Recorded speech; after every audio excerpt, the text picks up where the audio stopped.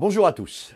Pour ce curé enragé numéro 41, comme vous pouvez le constater, je suis gilet jaune. Pourquoi ai-je participé par deux fois, le premier samedi et le troisième samedi, à des manifestations à l'entrée de l'autoroute? Eh bien, parce que l'Église a toujours voulu, à la suite de l'Évangile, a toujours voulu être près des pauvres, près des veuves et des orphelins, comme on dit, bref, près des petites gens. Et donc, le fait qu'un prêtre aille partager les difficultés, écoute les difficultés des petites gens d'aujourd'hui, c'est tout à fait normal. Le cardinal Siri, grand archevêque de Gênes, allait lui aussi à toutes les manifestations. Monseigneur Bernard Ginoux, évêque de Montauban, y a été également. Je ne suis pas le seul, autrement dit. Et puis, parce que l'Église, dans son histoire et dans l'histoire, a fondé le premier syndicat, dans l'histoire du syndicalisme. Ensuite, il faut également que la population se rende compte que les prêtres ne sont pas indifférents aux souffrances des gens, aux angoisses des gens, aux difficultés qu'ils rencontrent dans le quotidien. Parce que trop d'intellectualisme, en quelque sorte, finalement, ne sert pas la cause de ceux qui doivent être entendus et qui doivent pouvoir manifester leurs difficultés, leurs appréhensions, leurs échecs quelquefois. Qu'ai-je constaté dans ces différentes manifestations auxquelles j'ai participé? Je le disais, d'abord, le fait que les Gilets jaunes sont pour l'immense majorité d'entre eux de braves gens. Une atmosphère très bon enfant. On m'a même offert des chocolats, on m'a acclamé en disant « Ah, voilà un curé qui au moins nous soutient ». Et puis, des gens aussi qui ont un travail, parce qu'ils travaillent, qui ont un travail qui ne leur permet pas de boucler les fins de mois, qui en veulent au président et d'abord à lui, au président de la République, et j'expliquerai pourquoi. Et puis, des gens qui, oui, comme ils le disent, en ont marre des taxes, de la limitation de vitesse à 80 km/h, de cet état policier où l'on est fliqué, observé et sanctionné toutes les 5 minutes. Finalement, j'ai constaté une impression confuse pour l'instant de la part des gens, parce qu'ils se rendent compte que quelque chose ne va pas, mais ils ne savent pas pourquoi. Et c'est la raison pour laquelle je voudrais simplement donner quelques pistes de réflexion, quelques clés de réflexion pour essayer de réfléchir et trouver les causes à ce véritable malaise en France, indépendamment de toutes les interprétations politiques, de toutes les éléments, les différents éléments précis du SMIC, des taxes, de toutes sortes de difficultés au plan économique et au plan social que nous connaissons. Ça n'est pas mon argument. Mon argument, c'est de trouver des raisons profondes à ce mouvement des Gilets jaunes. Alors donc, quelques pistes non exhaustives. D'abord, s'il y a les Gilets jaunes, c'est probablement parce que on a remplacé progressivement le pouvoir politique et le pouvoir de nos politiques par le pouvoir économique, c'est-à-dire par l'argent. Ainsi, on a du mal à se faire à l'idée qu'un gouvernement, qu'un président, qu'une chambre des députés ou un Sénat n'est pas la haute main sur la marche d'un pays, parce qu'à l'heure actuelle, nos pays, particulièrement les pays industrialisés, mais aussi les autres d'ailleurs, sont aux mains de ceux qui possèdent l'argent. C'est l'argent qui, à l'heure actuelle, gouverne le monde. Et puis, s'il y a des gilets jaunes et si la vie est difficile dès le 20 du mois ou le 25 du mois dans les bourses des personnes qui sont en bas de l'échelle des salaires, c'est aussi parce que nous assistons à une disparition de la solidarité familiale. Il n'y a plus à proprement parler de vraies familles. Nous voyons avec tristesse beaucoup de couples être séparés, nous voyons l'apparition de familles nucléiques, c'est-à-dire au maximum papa, maman et un enfant. Nous voyons aussi beaucoup de familles que l'on qualifie de monoparentales, avec donc un seul des deux parents présents avec les enfants, et tout cela, bien sûr, toute cette dégénérescence, cette désagrégation de la cellule familiale et des familles telles qu'on les connaissait il y a un demi-siècle ou un siècle, toutes ces familles ayant disparu, la vie devient très dure, puisque on ne peut plus s'appuyer sur sa propre famille, en général tout au moins. Je note également comme raison profonde au mouvement des Gilets jaunes et à leur ras-le-bol légitime et compréhensible, la disparition des corps intermédiaires, c'est-à-dire la disparition aussi bien de l'importance et de l'influence des partis politiques dans notre pays auxquels on ne fait plus confiance, la disparition ou presque de l'action et de l'influence que peuvent avoir les syndicats professionnels, bref, tous ces corps intermédiaires entre d'une part l'État et d'autre part l'individu, la personne humaine. Cette disparition provoque une solitude de l'homme qui va être accentuée par l'individualisme contemporain, l'égoïsme contemporain, chacun pour soi, et par cette disparition des corps intermédiaires, l'individu se trouve perdu dans cette masse, se trouve complètement débordé, dépassé dans ses aspirations profondes. Disparition des corps intermédiaires qu'avait voulu, rappelons-nous l'histoire, la Révolution française avec la suppression des corporations et aussi de toutes les structures qui permettaient à l'individu de ne pas se trouver seul devant l'énormité de l'État. Et puis, bien sûr, il y a une autre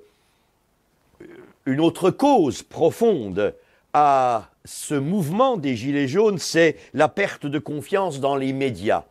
On sait bien que les médias, au moins les grands médias en France, ceux qui ne font pas partie de la réinformation, comme j'en parlais dans un curé enragé il y a à peu près une année, ces médias sont au service de la finance, du pouvoir, et combien de fois les prend-on en train de mentir?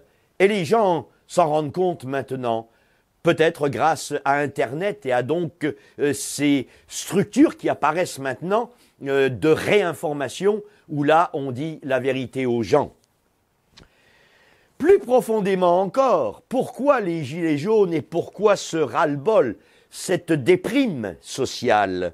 Parce que on assiste à une crise sans précédent de la paternité. Aussi bien depuis la Révolution française, le père a été guillotiné, je veux parler du roi, aussi bien avec le mouvement de mai 68, il n'y a plus véritablement d'exercice de la paternité, de présence du père dans les structures sociales.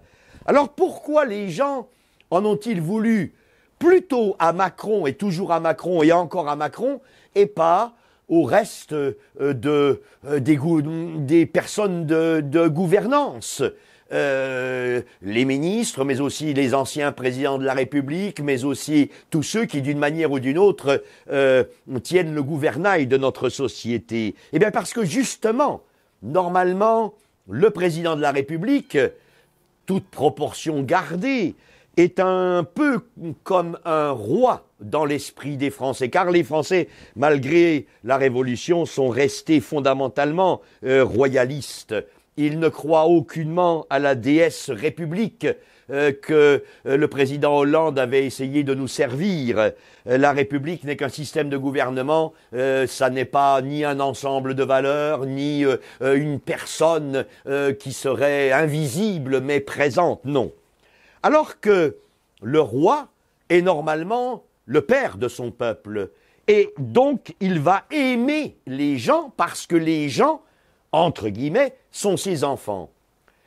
Chez le président de la République actuel, on ne sent pas, tout au moins, cet amour des petits, des pauvres, des faibles, des gens qui ne réussissent pas bien, qui ont des salaires trop bas pour vivre.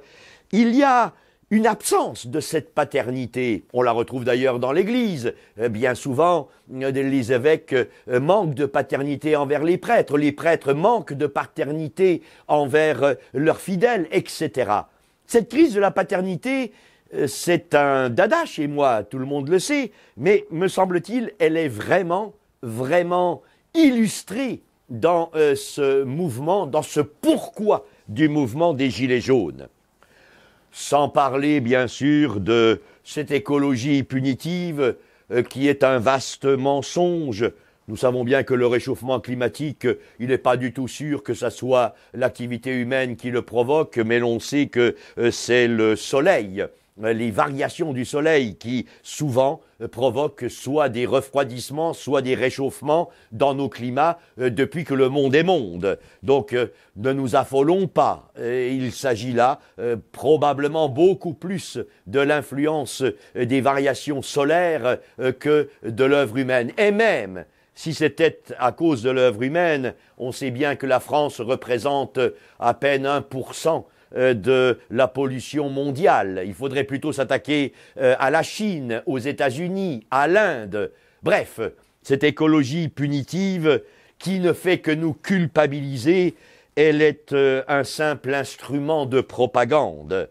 Cette culpabilisation d'ailleurs qui est présente maintenant partout.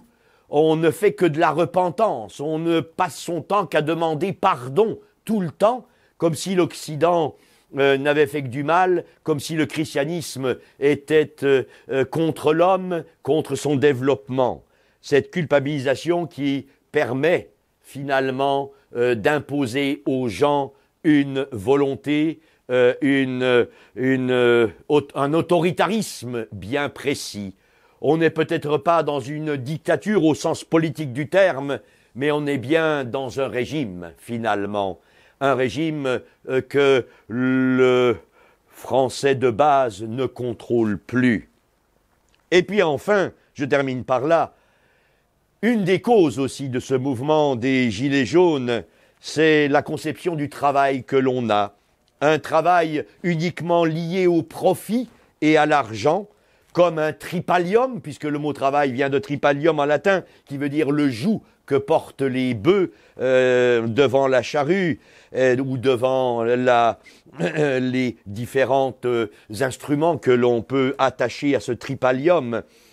Le travail vu comme simplement lié à un gain et non plus comme un instrument possiblement d'épanouissement de l'homme.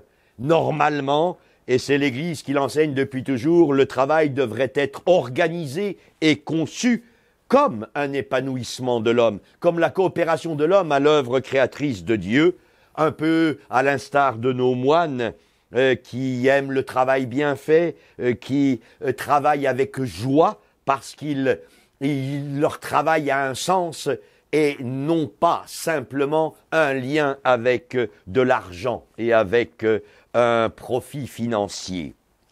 Alors, je conclus. Les Gilets jaunes, finalement, qu'est-ce que c'est? c'est d'abord vouloir remettre l'homme au centre de la vie économique. Et c'est toute la doctrine sociale de l'Église qui est ici résumée. Ça n'est pas l'homme au service de l'économie, c'est l'économie au service de l'homme. L'homme est le centre et doit être le centre de toute activité économique, de tout profit, de toute action de travail. Et puis enfin, les gilets jaunes, c'est finalement d'abord et avant tout, comme le disait Benoît XVI, la manifestation claire et nette d'une crise qui n'est pas d'abord économique, mais qui est avant tout morale. C'est dans la mesure où l'on saura résorber cette crise morale que l'économie suivra, et non pas le contraire. Commençons par résoudre cette crise-là, et à ce moment-là, nous aurons une économie florissante au service de la personne humaine, et non pas ce que nous voyons aujourd'hui, et qui fait que, très légitimement, les gilets jaunes, ces gens si simples, si sympathiques, si sincères, si humbles, ne peuvent plus supporter la situation actuelle. Et ils ont bien raison de le dire et d'exiger qu'on les écoute.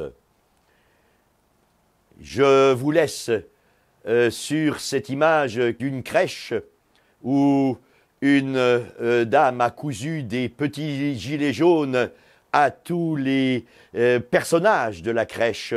Finalement, elle a tout compris.